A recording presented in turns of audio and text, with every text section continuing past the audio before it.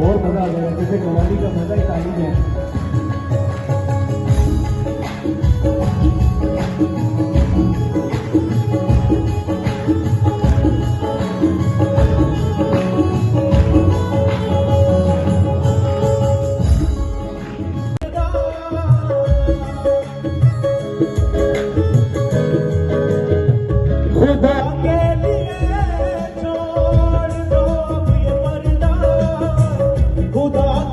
जो link up day के तहत जो तकरीबन एक हफ्ता इस खुशी को मनाया जाता है कि जब पुंछ का जो लिंक अप हुआ था वो हिंदुस्तान के साथ हुआ था, उसी रिवायत उसी खुशी को मनाते हुए पुंछ का हर वासी जो है वो इस लिंक अप डे को मनाता है।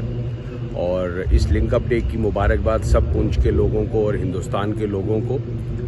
जो आज यहाँ पे ये प्रोग्राम है जहाँ पे काबुल बुखारी जम्मू कश्मीर के एक रिनोन्ड सिंगर हैं जो इस वक्त तक बॉलीवुड तक पहुँचे हुए हैं, वहाँ तक के लिए गा रहे हैं, वो आज हमारे बीच में यहाँ पे हैं। इस बात के लिए उनको मुबारकबाद कि वो यहाँ पे आए।